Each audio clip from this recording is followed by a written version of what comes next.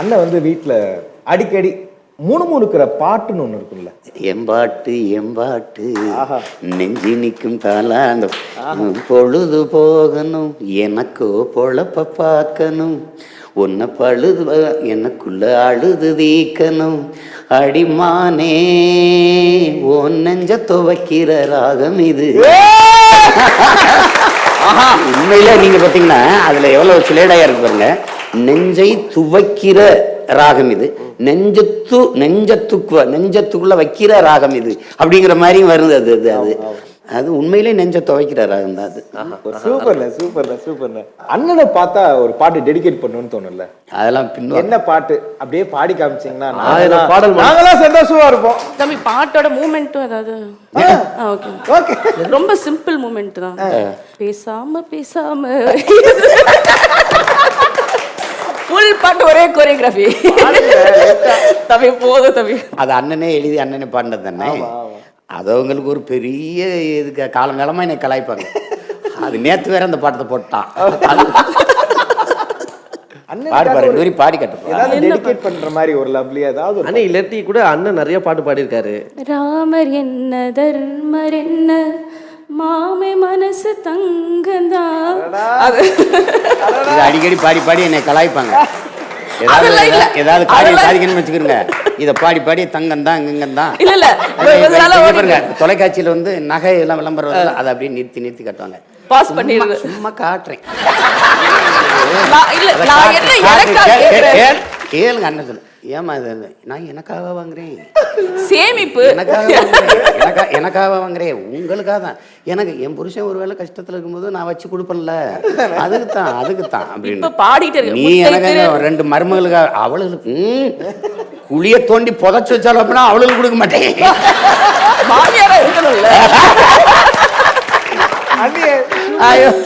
என்ன தீபாவளி நேரத்துல நிறைய போடுறாங்க. இது நல்லா இருக்கு, சும்மா காட்டுறேன்.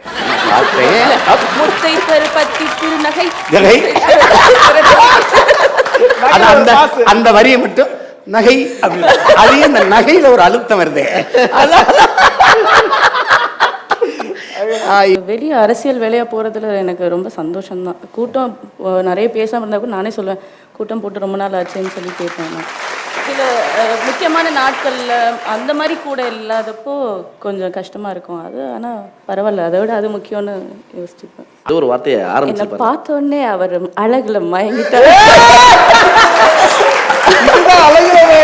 அவர் வந்து பார்த்தோடனே ஒண்ணுமே சொல்ல, நான் அண்ணே அண்ணே அப்படின்ட்டு அவரு உட்காருங்க அப்படின்ட்டு என்னை பார்த்தே பேசல.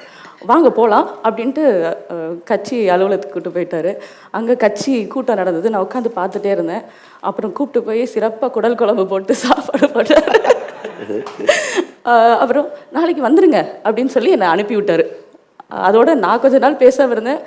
அதுக்கப்புறம் திரும்ப எங்களுக்குள்ள தொடர்பு ஏற்பட்டு அப்படியே அது ஒரு காதலாக மலர்ந்து. நீங்க கேட்காத அவர் தூங்கவே மாட்டார், அதை சிந்திச்சுக்கிட்டே தான் இருப்பாரு. தூங்கவே மாட்டார். தூங்கும் போது டீப் ஸ்லீப்புக்கு போயிடுவாரு. மற்றபடி அதை சிந்திச்சுட்டே ரொம்ப பக்கத்தில் இருக்கிறது ரொம்ப கஷ்டம். நான் ரெஸ்ட்லெஸ்ஸாக இருப்பேன் கொஞ்சம். இப்படி புரண்டு பார்க்கும்போது ஏதோ பிரச்சனையாக இருக்குது அப்படின்ட்டு கண்ணு மூடிடும், உடம்பை படுத்துரும், எந்திரிக்க விடாது, மூளை முழிச்சுக்கிடும். இது ஒரு நோய் தான். என்னென்னத்தையோ சிந்திக்கும். எந்திரிச்சு எங்கேயாவது இல்லை ட்ராக் சூட்டை போட்டு ஷூ போட்டு ஓடுவோமா அப்படின்னு ஓட தோணும். இது இவ்வளவு கொடுமையாக இருக்குது அப்படின்னு. சரி எந்திரிச்சு போய் படிக்கலான்னா கண்ணு திறக்காது, ஆனால் மூளை முழிச்சுக்கணும். அது ஒரு நோய் தான். அது என்ன பண்ணுறது சொல்லுங்கள். போது மூளை முழிக்கிறது இருக்கோம். தொடர்ச்சியாக 3-4 நாளைக்கு அது மாதிரி வரும். அப்புறம் ரொம்ப சோர்வானா தூக்கம் வரும். ரொம்ப கடினம். பார்த்திங்கன்னா நள்ளிரவில் செய்தி போடுவேன். அங்கேருந்து எல்லாம் தூங்க மாட்டாரு, கொஞ்சம் சொல்லுங்க. வந்தால் தூங்க மாட்டேனா, வரமாட்டேங்குது தூக்கம். அது ஒரு நான் வெளியூர் போயிட்டேன்னா எனக்கு குரல் செய்தி அனுப்புவார். எந்திரிச்சிட்டேன்டா, வேலையெல்லாம் முடிச்சுட்டேன், கிளம்பிட்டு இருக்கேன், தயாராகிட்டு இருக்கேன். அது சொல்லும் போது நாம் தமிழர்னு சொல்லி முடிப்பாருங்க.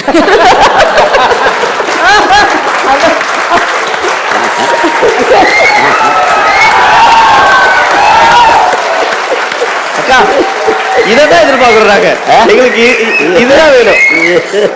நான் அதுக்கப்புறம் அதை திரும்ப அவருக்கு அனுப்புவேன். கேட்க மாட்டாரு. எங்க அதை கை செஞ்சு கேட்டு பாருங்க, பல முறை நடந்திருக்குது. அது பழகிருச்சு. ஆனா இல்ல அந்த அந்த மெசேஜை மறுபடியும் நாங்க வந்து லைவா ஒருவேளை அந்த ஆடியோ வாய்ஸ் நோட் கேட்கறது ஆசைப்படுறோம். இவ்வளவு காலப்படுத்திட்டு நீ மறுபடியும் அத மறுபடியும் வேற பண்ணுமா? சரி அண்ணன் ரொம்ப நாளா ஒரு விஷயம் சொல்லிட்டே இருந்திருப்பீங்க, இது மாத்திக்கங்க இது மாத்திக்கங்க. அந்த மாதிரி ஏதாவது அவசர அவசரமா சாப்பிடுறது, அது தினா நடக்கும் சண்டை. எல்லாத்துக்கும் நேரம் எடுத்துக்கிறீங்க, சாப்பிட்றது மட்டும் என்னன்னு தெரியாது. குளிக்காம இருக்கிறவரை எவ்வளவு நேரம் நீங்கள் இருப்பேன், பேசாமல் இப்படி சோம்பி இருப்பேன். குளிச்சுட்டு உடையை போட்டுட்டேன்னா உடனே போகணும். எனக்கு மூளை வந்து நான் இப்போ கோயம்புத்தூருக்கு போயிடும். எனக்கு விமானமே ரொம்ப தாமதமாக தெரியும். வானூர்தி இருக்குல்ல, என் தம்பிகள்கிட்ட என்னடா ரொம்ப நேரம் பறக்குறான், இந்த 40 நிமிஷம் வெறுப்பாயிடும். நீங்களாம் வரேன்ட்டு என் தம்பி ஒரு 5 நிமிஷம் தாமதமாக இருந்தாங்கன்னு வச்சுக்கோங்களேன். ஒரு என்ன தம்பி அப்படின்னா நீ 5 நிமிஷம் லேட்டாக வரணும் இது பண்ண சொல்லணும்ல அப்படின்னா இப்போ அது செய்யலை என்பது அப்படியே கோவமா மாறி. தோசை கல்லு சூடாக விட மாட்டாருங்க. அக்கா அக்கா என்ன விரும்பி சாப்பிடுவார் அண்ணன்? அசைவம் ரொம்ப விரும்புவாரு. நாட்டுக்கோழி சாறு, மீன் பிடிக்கும், மீன் குழம்பு ரொம்ப பிடிக்கும் அவருக்கு. சாம்பார் உருளைக்கிழங்கு பிடிக்கும். சாம்பார்ல பருப்பு சோறு உருளைக்கிழங்கு அவருக்கு ரொம்ப பிடிக்கும். மோதிர அப்பளம் ரொம்ப பிடிக்கும். இங்கேருந்து சிவகங்கைக்குள்ளே நுழையிறேன்னா நாட்டுக்கோழி இல்லை, சீமா வந்துட்டான் சிவகங்கைக்கு ஓடுங்கடின்னு கோழியெல்லாம் ஓடுமா எங்கள் அம்மா. சீமா வந்துட்டான் சிவகங்கைக்கு ஓடுங்கடின்னு ஓடிடுதுப்பா. அது அது எப்பவுமே நாங்கள் போனால் அந்த தண்ணியா குழம்பு, அது எங்கள் கிராமத்தில் நம்ம இங்கே மாதிரி மசாலாவாக போட்டுருவாங்க. அது என் மனைவி நல்லா வைப்பாங்க. அது இன்னும் எங்கள் மாமியார் இன்னும் சிறப்பாக வைப்பாங்க. தண்ணி குழம்பு நாங்கள் ரசம் மாதிரி இருக்கும். அது கோழி சாறு அது சொல்லும்போதே எச்சி வருது பற்றியெல்லாம் வச்சுட்டு வந்துருக்கேன் போய் சாப்பிடணும். அதில் மத்தி மீன் ரொம்ப பிடிக்கும். ஆனால் அது சாப்பிட்டா கால் வீங்கிடும். அதில் இந்த யூரிக் ஆசிட் அதிகம் இருக்குது, அது வீங்கிடும். அதனால அதை தவிர்த்துக்கிறது. அது 1 கிலோ வரைக்கும் சாப்பிட்டு போடுவேன். அது அவ்வளவு சுவையாக இருக்கும். அது முள்ளுமுள்ளாக இருக்கும் பார்த்துக்கோங்க. அதனாலே எங்கள் வீட்டில் அதை தவிர்த்துருவாங்க. கருவாடு ரொம்ப பிடிக்கும். கருவாடு பிடிக்கும் இருக்கு. அது கிலோ கணக்கில் உப்பு கண்டா என் தம்பி சாரதி 20 கிலோ உப்பு கண்டா கொண்டாந்து போட்டுருவாங்க. 2 நாள் வரை சாப்பிட்டோன்னா அந்த யூரிக் ஏறிடும் ஆசிட். அது எங்கள் மருத்துவர்கள்லாம் நான்வெஜ்ஜை குறைங்க குறைச்சிக்கிறேங்க. 2 கிலோலேருந்து 1 கிலோவாக குறைச்சிக்கிறேங்க. அவன் கருவாடு என் தம்பி ரமேஷ், இந்த தம்பி சிவாலாம் மருத்துவர்கிட்ட போவோம்ல, 6 மாதத்துக்கு ஒரு தடவை சோதிக்க போவோம். கருவாடை நீங்கள் கம்ப்ளீட் அவாய்ட் பண்ணோம் அப்படின்னு ஒன்று இவன் பின்னாடி இருந்து, டாக்டர் கருவாடெலாம் இல்லாமல் எப்படி டாக்டர்? டாக்டர் அவனுக்கு வேணா உங்களுக்கு வேணா, நான் இலையில இருக்கட்டும் பார்த்துட்டு சாப்பிட்டுக்கிறேன். கருவாடு இல்லைன்னா நான் கருவாடாயிடும். சும்மா அப்படி இருக்கட்டும், நான் சாப்பிடல பார்த்துக்கிட்டு சாப்பிட்றேன். என்னத்தையும் பண்ணி தொலைங்க போங்க. குல்ஃபி, குச்சியில இருக்கிற குல்ஃபி, ஆமா அது ரொம்ப விரும்பி சாப்பிடுவாரு. குல்ஃபி ஐஸ். ஆமா வளைக்கி விட்டது வளைக்கி விட்டது யாரு? வளைக்கி விட்டது அவங்க பண்ணி அது தொண்டை புண்ணாயி திடீர்னு குல்ஃபி தான் உங்களுக்கு புண்ணாய் போச்சு அப்படின்னு பேசிட்டு இருந்தேன். இப்போ காலை இப்போ மதியம் பேசிட்டு இருந்தோம். என்ன எதனால எனக்கு மலையில பல மலையில நனைஞ்சிருக்கேனே, இந்த குல்ஃபி தான். அது ராத்திரிக்கு என் தம்பியில் வண்டியில் இங்கே குல்ஃபி வாங்கி தர மாட்டியா? குல்ஃபி அவங்க வாங்கி 4 வச்சுக்கிடுவாங்க, 1 கொடுப்பாங்க, அப்புறம் கொஞ்சம் நேரம் கேட்பாங்க தெரியுந்தா. அது அப்புறம் விட்டுட்டேன். அது எனக்கு இதாகிடுச்சு, தொண்டையில் புண்ணாயிடுச்சு. அது பணிக்கு படிச்சுக்கிட்டு இருந்தாங்க டெல்லியில். இப்போ கூட சொல்லுவேன் என் வாழ்க்கையை கெடுத்துவிட்டேன். என்னோட செல்லம் எங்கள் குல விளக்கு.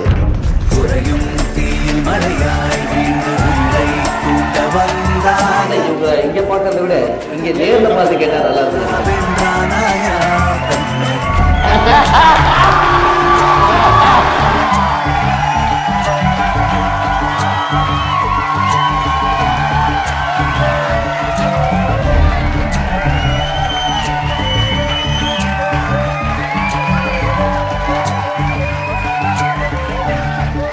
இவ்வளவு நேரம் அண்ணனோட முகம் வேற மாதிரி இருந்தது.